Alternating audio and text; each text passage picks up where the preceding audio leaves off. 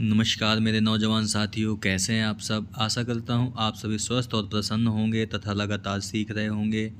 मैं Prem, assistant professor, PSMPG college, geography department Kannauj, आपका स्वागत करता हूं अपने YouTube channel @learn geography with Prem में। दोस्तों, इससे पहले वाले वीडियो में हमने आपसे अपर्दन चक्र के अंतर्गत पेंक महोदय के द्वारा दिए गए अपर्दन चक्र सिद्धांत की बात की थी, जो कि इस सिद्धांत से संबंधित पार्ट 1 था। ठीक है, तो चलिए शुरू करते हैं आज का लेक्चर और बात करते हैं हम पेंक महोदय के द्वारा दिए गए अपर्दन चक्र सिद्धांत से संबंधित पार्ट 2 वीडियो 2 पर।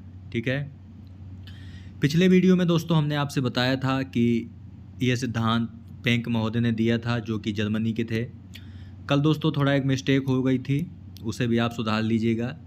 यहाँ पर इनका नाम अल्बर्ट पेंक नहीं है, यहाँ पर इनका नाम क्या है, वाल्टर पेंक। ठीक है, और जो अल्बर्ट पेंक थे वो वाल्टर पेंक के पिता थे। ठीक है, तो ये मिस्टेक था, इसे आप सुधार लीजिएगा। और इनका जो सिद्धांत आया था वो डेविस महोदय के द्वारा दिए गए अपर्दन चक्र सिद्धांत के विरोध में आया था, ये भी हमने आपसे बात की थी।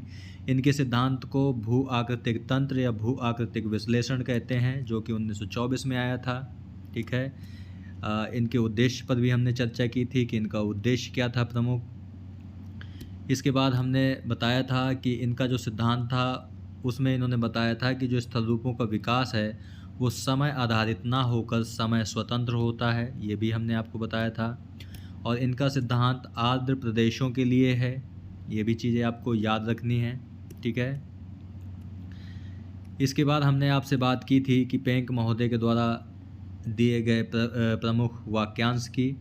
इसमें हमने इनके सूत्र को देखा था कि स्थल रूप उत्थान की प्रावस्था, दर और निम्नीकरण का प्रतिफल होता है। ठीक है, इसके बारे में हमने चर्चा की थी।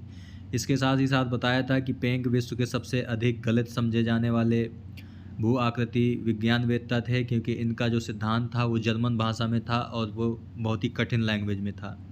इसके बाद हमने इनके मान्यताओं पर चर्चा की थी और आगे बताया था कि इन्होंने डेविस महोदय के द्वारा दिए गए अवस्था के स्थान पर इंटविकुलिंग शब्द का प्रयोग किया था, जिसका अर्थ था विकास। ठीक है, इसके बाद 3 इन्होंने बताए थे, अवस्थिजिंडे, ग्लीक फर्मिंग और अबस्तिजिंडे। ठीक है, तो ये भी डिफरेंस आपको याद रखना है। इसके बाद हमने आपसे बात की थी कि इन्होंने जो प्रावस्था है इनके द्वारा बताई गई हैं, उनमें पहली जो प्रावस्था है आपकी उसके बारे में। ठीक है, तो पहली प्रावस्था थी इनकी अफस्तिजिंडे, यानी अफस्तिजिंडे इंटुगुलिंग, यानी इसका मतलब है कि स्थल रूप का तीव्र गति से विकास। इनका अर्थ भी आपको याद रखना है। ठीक है,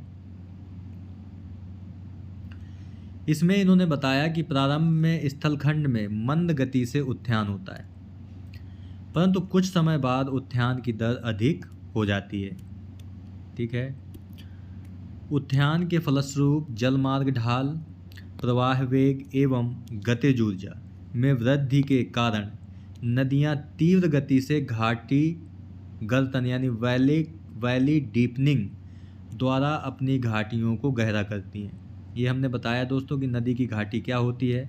मान लीजिए ये घाटी है नदी की, तो नदी जो यहाँ पे बहती है तो इस क्षेत्र को, यानी कि ये उसकी घाटी है और इसी का वो क्या करती है, लगातार गहरा करती रहती है, क्योंकि जलमार्ग का ढाल भी अधिक होता है, प्रवाह वेग भी अधिक होता है और गतिज ऊर्जा भी अधिक होती है। ठीक है, यह स्थिति पाई कहाँ जाएगी, पर्वतीय क्षेत्रों में पाई जाएगी, तो ये भी आपको याद रखना है। ठीक है,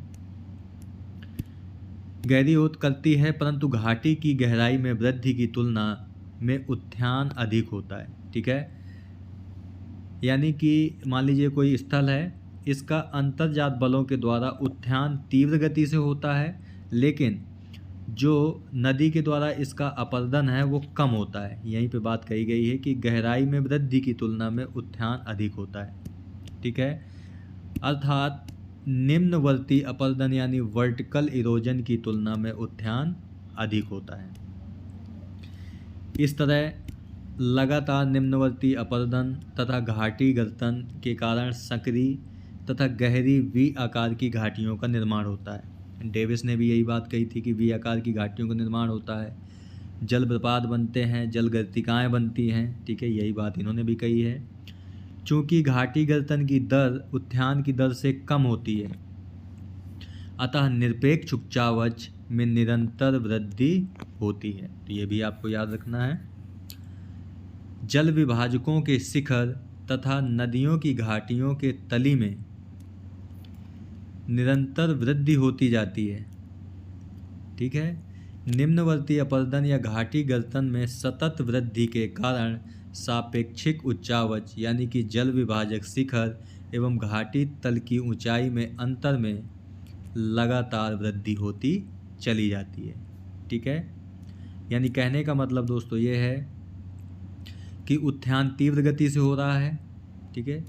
इसे हम ऐसे समझ सकते हैं कि मान लीजिए कि नदी की घाटी ये है और जो जल विभाजक हैं यानी कि जो शिखर है वो ये है।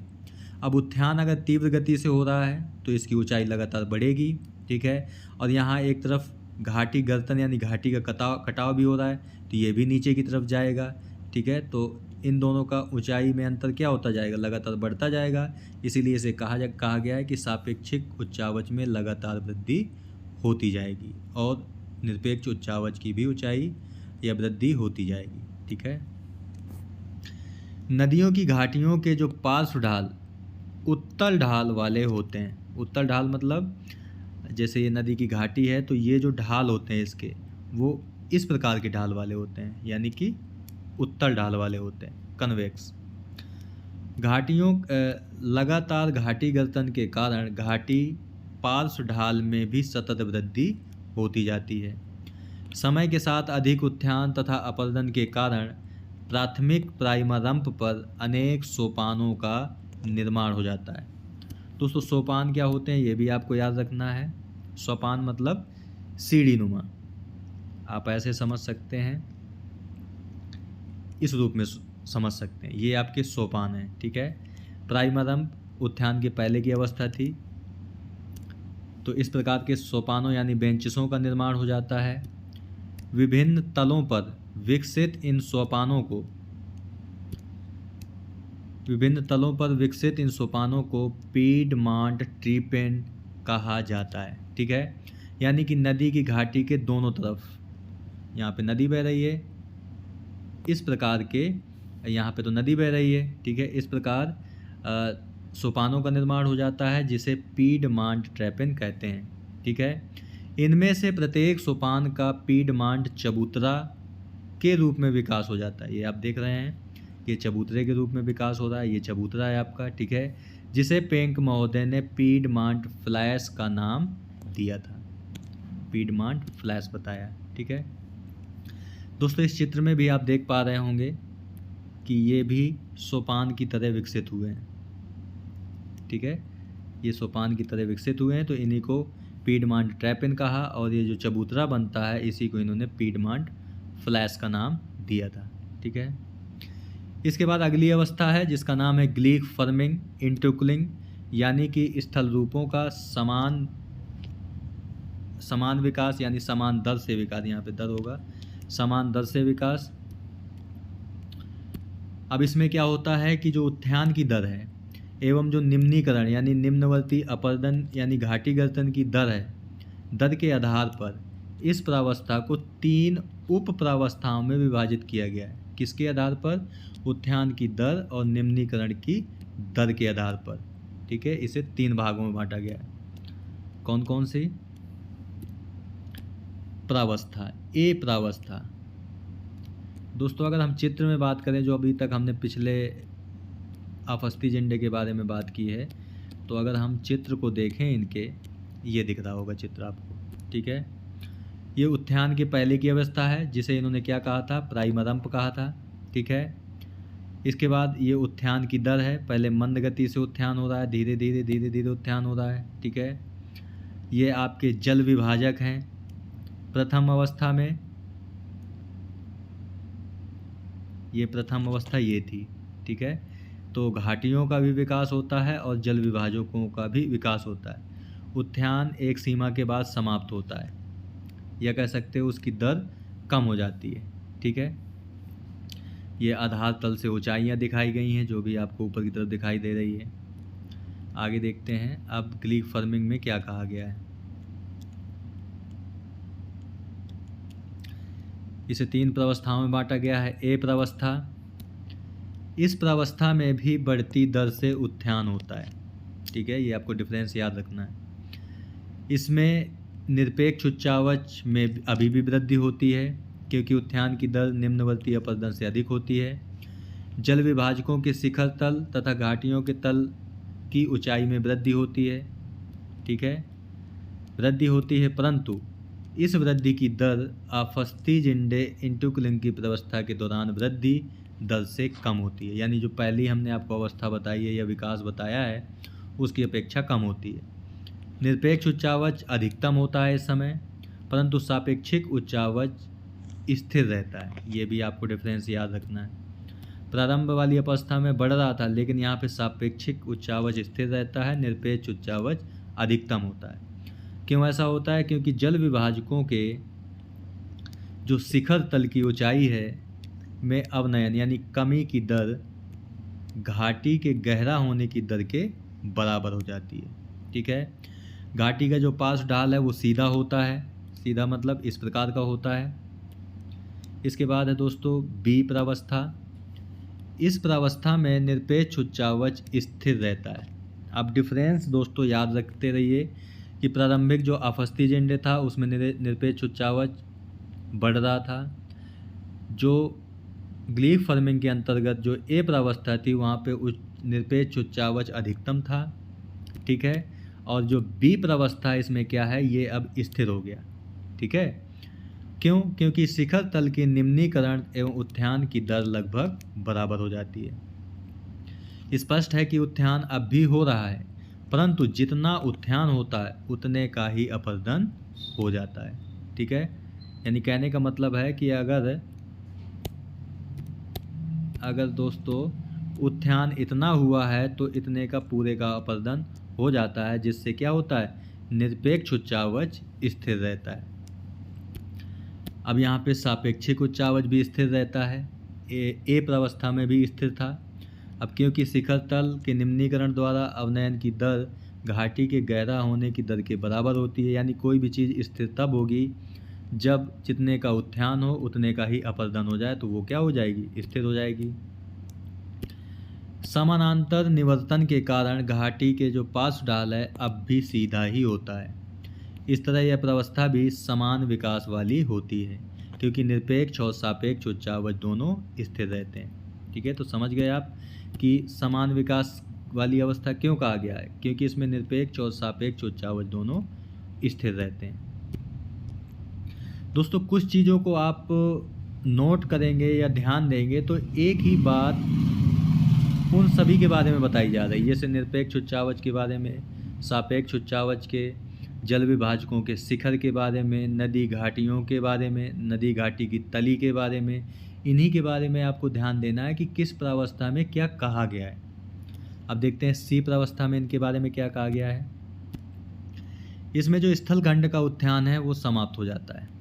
ठीक है, पहले में मंद गति से होता है, दूसरे में समान दर से होता है, तीसरे में मंद हो जाता है। शिखर तल की ऊंचाई निरपेक्ष उच्चावच भी कम होने लगती। देखो कहा गया, फिर से यही बात कही गई, निरपेक्ष उच्चावच कम होता है। क्यों? क्योंकि उत्थान का जो अभाव हो जाता है, परंतु शिखर तल का जो निम्नीकरण है वो जारी रहता है। मान लीजिए कि ये स्थल रूप है, इसका उत्थान बंद हो जाए लेकिन अपरदन लगातार इसका जारी रहे, तो क्या होगा, निरपेक्ष उच्चावच में लगातार कमी आएगी। यही बात उन्होंने कही है। परंतु जो सापेक्ष उच्चावच है वो स्थिर रहता है, ये आपको याद रखना है। अब क्यों? क्योंकि जो शिखर तल की ऊंचाई में अपरदन द्वारा अवनयन की दर निम्नवर्ती अपरदन द्वारा घाटियों के गहरा होने की दर के बराबर होती है। ठीक है, यानी कहने का मतलब है दोस्तों कि ये अगर कोई स्थल रूप है तो जितना इसका अपरदन हो रहा है जो नदी की घाटी है उसका भी गहरा उतना ही हो रहा है, यह कह सकते हो स्थिर है दोनों।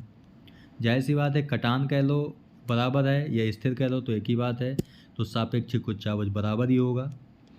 इसके बाद जो अगली प्रावस्था है वो है आपकी आवस्थिजिंडे। इसमें भी देख लेते हैं आवस्थिजिंडे इनकुलिंग।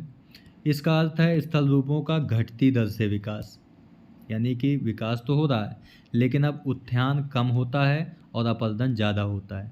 ठीक है, तो घटती दर से विकास। इस प्रावस्था में पार्श्विक, यहाँ पे पार्श्विक होगा, पार्श्विक अपरदन यानी लेटरल इरोजन लंबवत या निम्नवर्ती अपरदन की तुलना में बहुत अधिक होता है। पार्श्विक अपरदन का दोस्तों मतलब यहाँ पे क्या है, ये कोई नदी की घाटी है तो इस किनारे वाले भाग का अपरदन ज़्यादा होता है। ठीक है, इसीलिए आपको अपक्षय और अपरदन वाला चैप्टर देखना चाहिए कि अपरदन क्या होता है, तब आपको ये सारे जो शब्दावलियाँ भौगोलिक आ रही हैं वो आपको समझ में आ जाएंगी आराम से। अधिक होता है, अतः घाटी के गहरा होने की तुलना में घाटी के चौड़ा होने की प्रक्रिया अधिक सक्रिय होती है। यानी घाटी अब चौड़ी ज़्यादा होगी और गहरा कम होगी, इसलिए निरपेक्ष उच्चावच में तेज़ी से गिरावट आने लगती है। ठीक है, तो ये आपको याद रखना है। क्यों आने लगती है? क्योंकि उत्थान तो समाप्त हो गया है परंतु जल विभाजकों के शिखर की ऊंचाई में अधाक्षय यानी डाउन वास्टिंग द्वारा तेज़ी से कमी होती है। क्षय का मतलब किसी भी चीज़ में कमी आना। ठीक है, सापेक्षिक उच्चावच भी दोस्तों यहाँ पर गिरने लगता है क्योंकि जल विभाजक के शिखर तल की ऊंचाई में अपरदन के कारण तेज़ी से कमी आती है, जबकि जलमार्ग ढाल तथा गतिज ऊर्जा में निहायत कमी के कारण घाटियों की तलियों का अपरदन अत्यधिक कम हो जाता है। ठीक है, इसके कहने का मतलब ये है कि मान लीजिए ये कोई घाटी है और ये कोई जल विभाजक है, तो इसमें तो अपरदन द्वारा तेज़ी से कमी आती है। ठीक है, लेकिन अब जो जल बह रहा है ना तो उतना ढाल बचा है ना गतिज ऊर्जा, तो इसका जो इस घाटी का जो अपरदन है यानी घाटी को गहरा वो कम करती है। ये मान लीजिए अब यहाँ से आ गया, ये यहीं से हो पाई, जिससे क्या हो रहा है, सापेक्षिक उच्चावच में तीव्रता से कमी आती है। अब घाटी का जो पार्श्व ढाल है यानी किनारे हैं वो दो भागों में हो जाते हैं। जो ऊपरी भाग का ढाल है वो खड़ा होता है, इसे गुरुत्व ढाल या वाष्पचुंजैन कहते हैं। ये सब नाम आपको शब्दावलियाँ याद रखनी है कि वाष्पचुंजैन क्या मतलब है। मान लीजिए कोई घाटी है तो इसका जो ऊपर वाला ढाल होता है वो क्या होता है, खड़े ढाल वाला होता है। ये खड़ा ढाल है, इसी को गुरुत्वीय ढाल या वाष्पचुंजैन कहते हैं। और जो निचले वाला भाग होता है यानी ये वाला जो भाग होता है उसे वाष्प ढाल या हाल्डिंग हैंग कहते हैं। तो ये आपको याद रखना है। मान लीजिए अगर कोई घाटी का चित्र बनाए तो ये आपका गुरुत्व ढाल या वाष्पचुंजैन है, ये आपका वाष्प ढाल या हाल्डिंग हैंग है जो जेंटल स्लोप वाला होता है, यानी कि कम सीधा होता है। जो ऊपरी गुरुत्व ढाल में कमी के कारण हाल्डेन हैंग में लगातार वृद्धि होती जाती है। इस प्रावस्था के अंतिम चरण में वाष्पचुंजैन में इतना अधिक ह्रास हो जाता है कि वे तीव्र ढाल वाली नुकीली शंक्वाकार पहाड़ियों में बदल जाता है। यानी कि इस तरह से रूप बन जाता है उसका, नुकीला भी है और शंक्वाकार भी है। इन्हें इंसेलबर्ग कहा जाता है। ठीक है, यानी इंसेलबर्ग इन्होंने कहा है। ठीक है, जिसे डेविस महोदय ने मोनार्ड नाग कहा था उसी को इन्होंने क्या कहा है, इंसेलबर्ग कहा है। आपको ऐसे याद रखना है। अंततः इंसेलबर्ग भी संप्राय हो जाती है यानी समाप्त हो जाती है तथा समस्त स्थलखंड पर अवतल ढाल मतलब दोस्तों इस प्रकार का अवतल ढाल वाले हाल्डेन हैंग यानी वाष्प ढाल का विस्तार हो जाता है। ठीक है, विस्तार हो जाता है। आवस्थिजिंडे इंटुक्लिंग के अंत में उत्पन्न इस तरह की विस्तृत सतह को इंड्रम्प कहते हैं, जिसे डेविस के पेनी प्लेन के समकक्ष समझा जा सकता है। यानी कि जिस संप्राय मैदान को डेविस ने पेनी प्लेन कहा था उसी को इंड्रम्प कहा इन्होंने, और जिस पहाड़ी को डेविस ने मोनार्ड नाग कहा था उसे इन्होंने इंसेलबर्ग का नाम दिया है। ठीक है, इस चित्र में दोस्तों आप देख पा रहे होंगे यहाँ पर एक इंसेल वर्ग का उदाहरण आपको चित्र दिखाया गया है, ठीक है, जो कि नुकीली और लगभग शंक्वाकार है। इसी को क्या कहा है, पेंक महोदय ने इंसेल वर्ग कहा है। और इस प्रकार के समप्राय मैदान को जहाँ डेविस ने पेनी प्लेन कहा है, वहीं पेंक ने इसे इंड्रम्फ का नाम दिया है, ठीक है। तो ये दोस्तों आपको डिफरेंस याद रखना है। इसके बाद हम बात कर लेते हैं पेंक के मॉडल के मूल्यांकन की। ये दुरूह जर्मन भाषा यानी कि कठिन जर्मन भाषा में प्रकाशन तथा अंग्रेजी अनुवादकों द्वारा गलत अनुवाद एवं व्याख्या के कारण पेंक के स्थलाकृतियों के विकास के मॉडल की प्रारंभ में सही व्याख्या नहीं हो पाई, यानी कि जितना महत्व इन्हें मिलना चाहिए उतना महत्व नहीं मिल पाया। पेंक से संबंधित मॉडल की अमेरिका में उसी तरह निर्ममता के साथ आलोचना की गई जिस तरह डेविस के मॉडल की जर्मनी में दुर्गति की गई थी, क्योंकि आपको पता है जर्मनी के थे पेंक, तो पेंक ने डेविस के मॉडल की आलोचना की। तो जो डेविस जो थे वो थे अमेरिका के, तो अमेरिका के लोगों ने पेंक के मॉडल की भी आलोचना की। अमेरिकी विज्ञानियों ने पेंक द्वारा प्रस्तुत ढालों के समानांतर निर्वर्तन एवं भूपटल में सतत संचलन की संकल्पना पर विरोध प्रकट किया। ज्ञातव्य है कि प्रारंभिक अंग्रेजी अनुवादों में व्यक्त किया गया पेंक का ढालों के समानांतर निर्वर्तन में विश्वास था, परंतु बाद के अनुवादों में बताया गया कि पेंक ढाल प्रतिस्थापन में विश्वास करते थे, ठीक है दोस्तों। बेसिकली ये ढाल से संबंधित, ढाल आपका ये, ठीक है, तो ढाल से संबंधित कुछ मॉडल हैं, जैसे कि डेविस का मॉडल भी है और पेंक का मॉडल भी है, तो उन्हीं पर ये चर्चा की जा रही है। इस तरह स्पष्ट है कि पेंक के सिद्धांत की अधिकांश आलोचनाएं उनके विचारों की अंग्रेजी में गलत व्याख्या की उपज है, ठीक है। अगर उन्होंने अंग्रेजी भाषा में उसे प्रस्तुत किया होता तो आज हम पेंक के जो विचारों की जितना आलोचना करते हैं शायद उतना नहीं कर पाते।